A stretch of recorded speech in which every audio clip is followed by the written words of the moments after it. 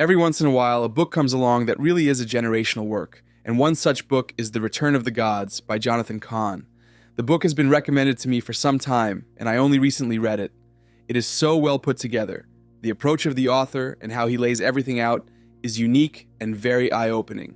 The things he speaks of in this book, you can see unfolding before your eyes. The Return of the Gods by Jonathan Cahn is an eye-opening exploration of the spiritual forces that he details have fundamentally transformed American society. Central to Kahn's thesis is the concept of the Dark Trinity, consisting of three ancient pagan gods or demonic spirits: Baal, Ishtar, and Molech. These entities, according to Cahn, have not only resurfaced, but have taken possession, enchanted, and wrought destruction upon what was once a predominantly Christian nation. The truth is, once upon a time, this nation was Christian. Public declarations and documents were suffused with Christian references, demonstrating a widespread cultural and institutional acknowledgement of Christian values. At a time in history, this nation could have been described as a Christian nation. From national holidays to the inscriptions on government buildings, Christian symbols were prevalent, reflecting the religion's integral role in society. Children prayed before classes. School assemblies and events often opened with prayer, reinforcing the Christian foundations in this nation. Bibles were found in schools and hotel rooms. These were not merely passive presences, they were actively used in teaching and guidance, symbolizing a nation comfortable with its Christian identity. Church attendance was on the rise. Churches were not only places of worship, but also centers of community, social life, and community support, integral to the social fabric of towns and cities. When people said, "God bless America," once upon a time, they meant the God of Abraham, Isaac, and Jacob. This prayer was a heartfelt prayer for divine oversight and blessing, reflecting a common understanding of the nation's spiritual heritage and divine providence from the one true living God. Now, when people say, "God bless America," I have no idea what God and what they even mean. This phrase has become a routine sign-off or a general well-wishing, losing its original depth and Christian significance. This nation was once a Christian nation. Symbols like the cross and Bible verses displayed in public spaces attested to this identity, weaving Christianity into the daily lives of its citizens. It's no secret that church attendance is in decline in America. The once bustling Sunday morning congregations have thinned. Churches across the nation are seeing fewer attendees, signaling a shift in commitment and cultural priority. It's no secret that according to collected data, the percentage of people who claim to be Christian in this nation is declining. Surveys and polls reflect this change, showing a trend towards secularism or the rise of the nones, those who identify with no religious affiliation at all.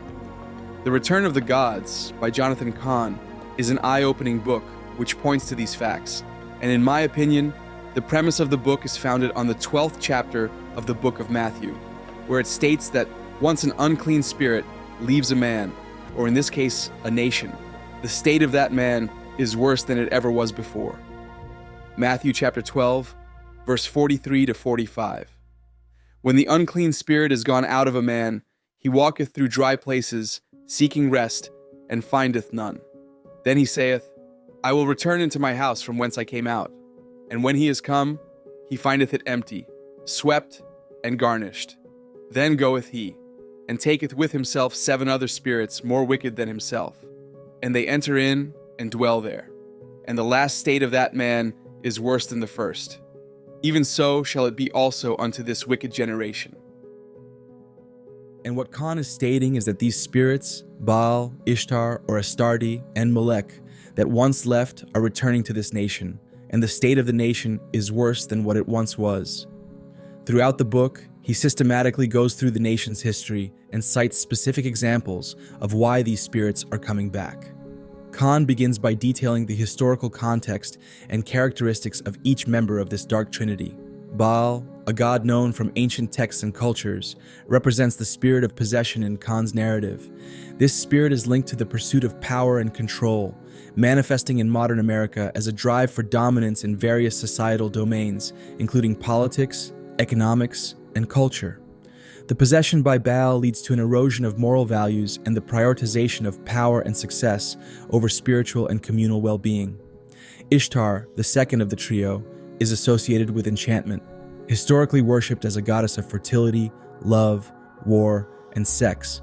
Ishtar in Khan's analysis symbolizes the seductive allure of sexual liberation and sexual promiscuity. Khan suggests that Ishtar's enchantment has permeated cultural expressions and social policies, seducing the nation away from its biblical roots and leading to a broader acceptance of what he views as moral decay. The third spirit, Molech, represents destruction, particularly the destruction of the innocent.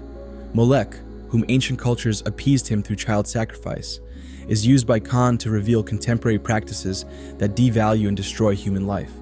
This spirit's influence, according to Khan, reflects a society that has lost its respect for life, mirroring the darkest aspects of pagan worship. And this is very much the society we are living in today.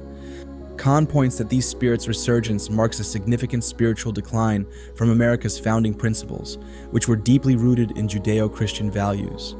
He explains that this spiritual decay has been gradual but decisive, leading to a nation that can no longer be described in any meaningful sense as Christian. This transformation, he asserts, has not been accidental, but is the result of spiritual forces actively at work. Throughout the book, Khan uses a mix of biblical exegesis, historical analysis, and modern examples to illustrate how these ancient deities have manifested in contemporary issues, steering the nation away from its founding values. Each chapter not only outlines the problems, but also serves as a clarion call for Christians to recognize and combat these spiritual influences. By returning to a more devout and active faith, Khan believes individuals can resist these forces and help steer the nation back to its spiritual roots. Now today we are going to focus on Ishtar. Ishtar, an ancient Mesopotamian goddess, epitomizes the complex interplay between love, beauty, fertility, warfare, and sexuality. Revered across various cultures including the Sumerians, Akkadians, Babylonians, and Assyrians, Ishtar, known as Inanna in Sumerian culture, symbolized a myriad of powerful attributes. We can see her influence in our world today, now more than ever. Associated with the planet Venus, Ishtar represented the morning and evening star, embodying the celestial cycle of darkness and light. Her dual nature as both a goddess of love and war uniquely positioned her as a deity of immense influence and paradox. In her role as the goddess of love and fertility, Ishtar was celebrated as a patroness of sexual freedom and sexual promiscuity. We can see her influence in our world today, now more than ever. Sin is accessible now, like no other time. You are aware of the sins of Sodom and Gomorrah, the profound wickedness of Noah's generation. Scripture recounts how God observed the wickedness of man as great on the earth, with every thought of his heart bent on evil continually during Noah's time. You also know of the egregious sins of Babylon, brimming with idolatry, pride, arrogance, self-exaltation, debauchery, and excess. Now, heed this. The era in which we live has amalgamated all the sins that were prevalent in these historical epochs and woven them into the very fabric of our contemporary society. The sins of Sodom and Gomorrah, the era of Noah, and the Babylonian age, all their transgressions are exalted and prevalent in our generation. When you examine these periods in the Bible and then compare them with our current era, the parallels are startling. It is undeniable that our society has morphed into a crucible, blending the most infamous and destructive periods recorded in the scriptures into our present day. Reflecting on the depravities of Sodom and Gomorrah, the relentless wickedness of Noah's era, and the unbridled hedonism of Babylon, one might be tempted to think that such profound sinfulness was confined to those specific times. However, the stark reality is that these sins, once confined to distinct cultures and periods, now infuse our daily lives, creating a society steeped in moral decay. Central to this decay is the pervasive influence of Ishtar, also known as Ashtoreth, whose spirit has resurfaced to enchant and mislead. Once worshipped for her dual roles as goddess of fertility and sexuality as well as of war and destruction, Ishtar's influence today can be seen in the widespread acceptance and even celebration of sexual liberty and excess, which parallels the historical worship practices that were once centered around her temples. Modern society, with its emphasis on free expression of sexuality and the blurring of traditional moral boundaries, mirrors the ancient rites of sensuality and licentious feasts celebrated in her honor. This transformation does not just reflect a shift in societal norms, but suggests a deliberate revival of Ishtar's archetypal energies, influencing people's behaviors and societal values, pushing them towards a normalization of excesses once deemed immoral. The ease with which these behaviors have been adopted and the fervor with which society pursues these indulgences bear the hallmark of Ishtar's seductive power, drawing parallels between the ancient and modern in a profound echo of her enduring influence. You can see the influence of this enchantress in this generation, a generation of a world filled with, moved by, and motivated by lust, a lust-filled generation, a lust-filled world moved by Ishtar, Astarte. Some of the adverts you see now have nothing to do with the product the advert is trying to sell. It is just 30 seconds of lust-filled material. Then at the end of the advert, the product is shown. Ishtar and Astarte are influencing this generation, a generation where it is now easier than ever to live a promiscuous lifestyle. Why else do you think marriages are on the decline now? Lust. Why else do you think divorces are on the rise? Lust. Why else do you think hookup culture is gaining traction? Lust. There are now apps that you can download that open you up to endless dating prospects within a 5-mile radius of your home. And when I say endless, I literally mean endless dating options. When people are tired of one person, they find it easier to find 100 more new, exciting people within a mile radius of their doorstep. Lust. Astarte has changed this generation. Never in all of history has humanity been so consistently bombarded by this level of lust. Never in all of history has lust been so prevalent in this world. 2 Timothy 2 verse 22.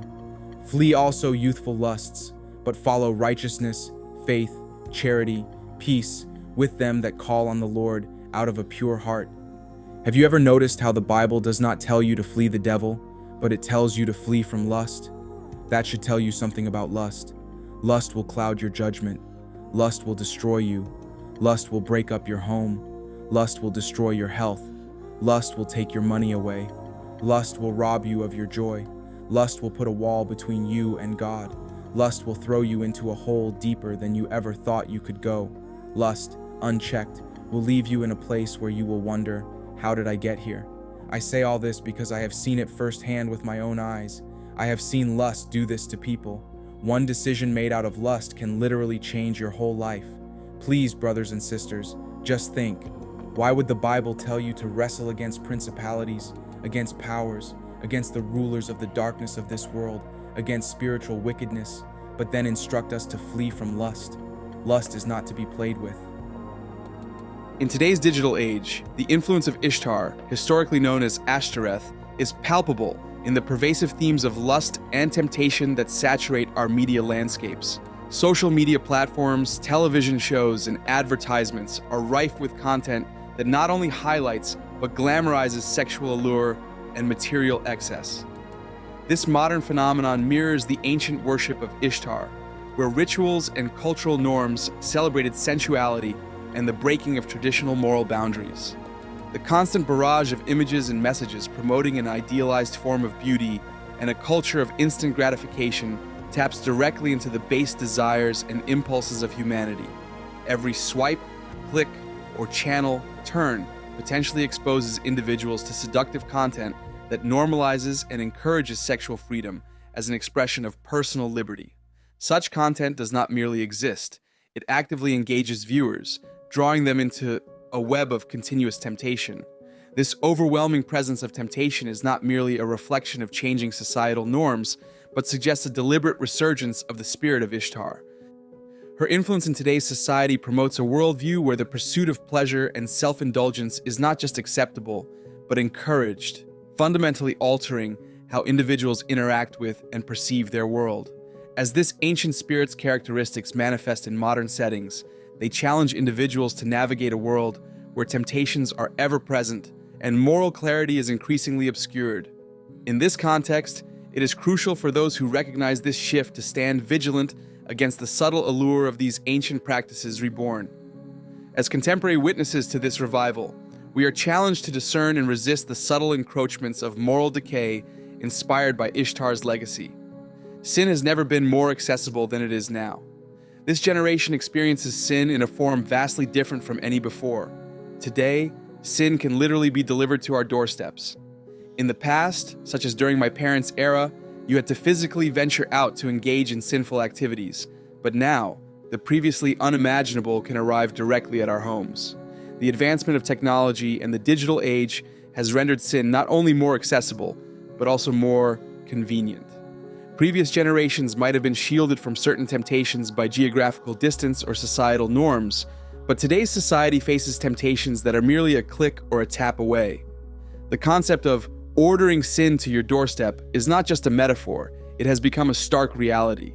Whether it's indulging in explicit content or participating in sexual immorality, individuals can now engage in these behaviors without ever stepping outside their homes. This unprecedented ease of access to sinful activities introduces significant spiritual challenges, emphasizing the need for believers to remain vigilant, guarding their hearts and minds in a world where sin is literally at their fingertips. This alarming convergence of historical transgressions paints a somber picture of the state of our world today. It is not a mere coincidence or an organic evolution of human culture, but rather appears to be influenced by the revival of ancient spirits such as Ishtar, also known as Ashtoreth. Her spirit, historically associated with fertility, love, and also sexual liberty, has woven its way back into the fabric of our society. In ancient times, Ishtar was worshipped through practices that celebrated and even sanctified sexual excess and moral boundary crossing. And today we see these same elements resurfacing in our cultural and personal behaviors. The normalization of such practices today mirrors the rituals once dedicated to Ishtar, indicating a return to these ancient paths. This resurgence of Ishtar's influence does not just shift societal norms, it molds them to accommodate and even celebrate behaviors that were once confined to specific cultic practices. As these ancient, deific influences permeate our daily lives, they encourage a society that increasingly values personal gratification over moral discipline, reflecting a deep and troubling shift away from traditional moral frameworks.